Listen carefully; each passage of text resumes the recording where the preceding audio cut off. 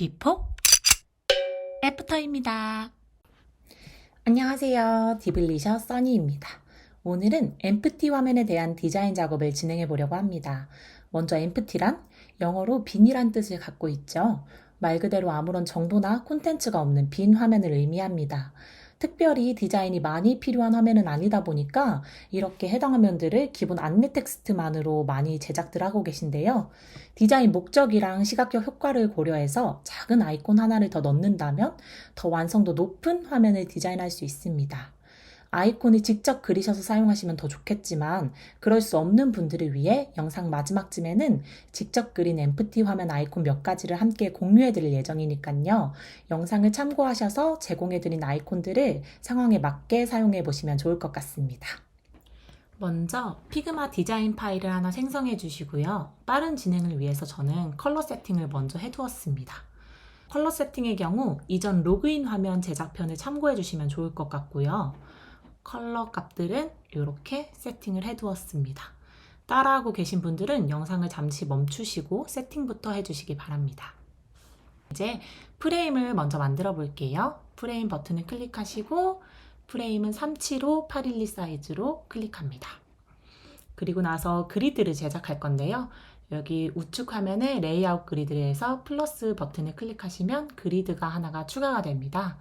여기서 클릭, 그리드를 컬럼으로 바꿔줍니다. 카운트 값은 4를 주고 마진은 20으로 주고 커터는 16으로 줄게요. 이렇게 기본 그리드가 제작이 완료되었습니다. 그리고 이제 그 다음으로는 스타투스 바랑 인디게이트 바를 끌어오겠습니다. 프레임을 클릭하시고 컨트롤 V.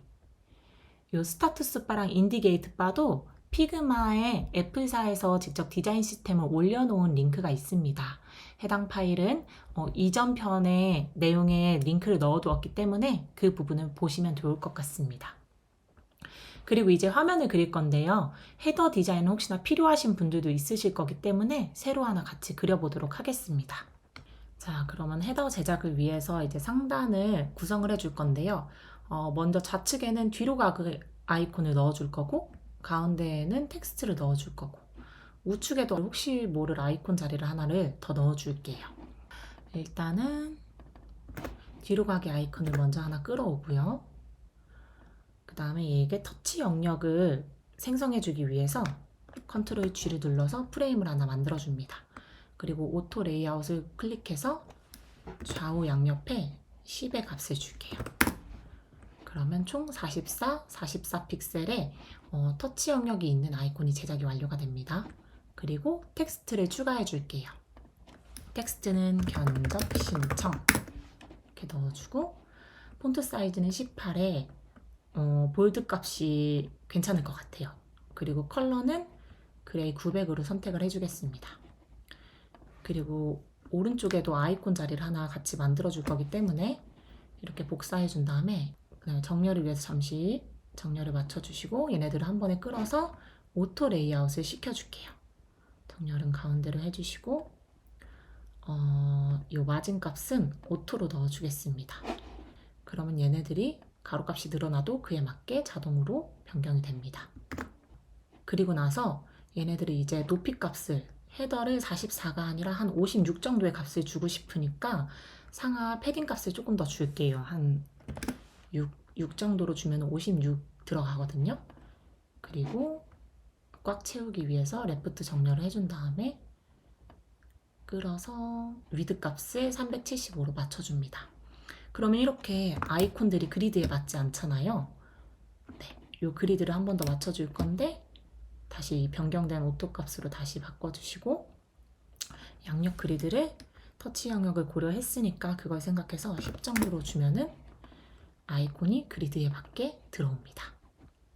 20 정도의 값을 가지고 있죠. 자, 이렇게 오른쪽 아이콘에는 달력 아이콘을 같이 넣어줄게요. 기존 아이콘을 빼시고 자, 이렇게 됐습니다. 헤더를 상단에 다시 붙여주시고 자, 이렇게 되면은 헤더 영역이 완료가 됐어요. 헤더 영역은 완료가 됐고 그 다음에 이제 엠프티 콘텐츠를 넣어주도록 하겠습니다. 텍스트를 먼저 구성해 줄게요.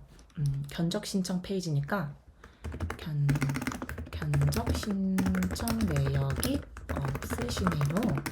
지금 바로 작성해 보세요. 라고 텍스트를 주고, 이 텍스트는 한 16 정도로 사이즈를 준 다음에 두꺼울 필요는 없으니까 한 레귤러로 두께는 주고, 색상은 한 500 정도로 주겠습니다. 가운데 정렬하고, 이제 제가 드릴 그린 이미지들을 공유해 드릴 건데, 엠프티 화면에 총 3가지의 아이콘들을 그려놨어요. 보시면 이렇게 3가지의 아이콘들을 넣을 건데, 이 파일함들은 뭐 자유롭게 적용해서 사용해 주시면 되고, 이 말풍선 아이콘은 딱 보시기에도 채팅이 없거나 메시지가 없을 때, 또는 알림 내역이 없을 때 이 아이콘을 사용해 주시면 좋을 것 같아요. 오늘은 견적 신청 페이지니까 이 채팅 아이콘은 필요 없고 파일함 아이콘으로 복사해서 사용을 하도록 하겠습니다. 여기에 붙여 넣어 주시고, 다시 얘네들을 그룹으로 묶은 다음에 오토 레이아웃을 또다시 시켜줄게요. 간격은 한 16으로 준 다음에 다시 가운데 정렬. 그리고 나서 이거의 위치는 이렇게 전체적으로 위아래 했을 때 가운데로 잡아줄 건데, 이거는 위치는 이따가 한 번 더 조정하도록 하겠습니다. 그리고 나서 이제 이런 신청 페이지에서는 보통 그 다음 넥스트 스텝을 위해서 버튼이 하나가 더 들어가요. 그래서 버튼도 하나 같이 제작해 주도록 하겠습니다. 텍스트를 하나를 넣어줄게요. 일단 버튼을 구성할 텍스트를 견적 신청하기로 넣어주고, 폰트 사이즈는 16에 폰트 두께는 볼드로 하겠습니다.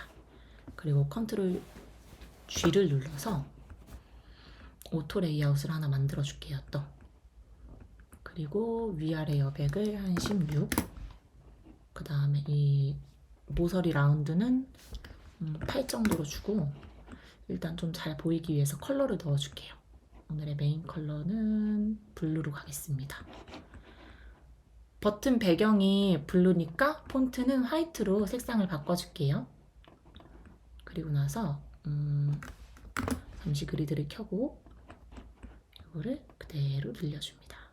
자, 그리고 하단으로부터 위치는 한 20 정도, 좌우 여백 20에 하단으로부터의 위치도 20으로 맞춰주었습니다.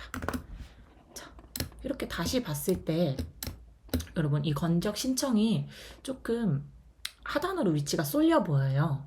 그래서 이런 시각적 보정을 위해서 살짝만 위로 올려주겠습니다. 시각적 보정을 위해서 한 310 정도로 사이즈를 위로 올려주면은 센터에 위치한 것처럼 보이거든요. 이렇게 돼서 오늘의 디자인은 완료가 되었습니다. 자, 어떠세요? 이렇게 텍스트만 있을 때랑 아이콘이 하나가 들어갈 때랑 조금 시각적인 효과가 좀 달라지죠? 확실히 빈 화면 같고 뭔가 이미지적으로도 완성도 있어 보이는 내용을 구성하기에는 이 아이콘 간단하게 하나만 넣어주셔도 많이 차이가 나거든요. 그래서 이 아이콘 3개는 하단에 링크를 남겨놓도록 하겠습니다. 해당 링크에서 다운받으셔서 라이선스 걱정 없이 자유롭게 사용해 주시면 좋을 것 같습니다. 오늘 영상은 여기까지입니다. 감사합니다.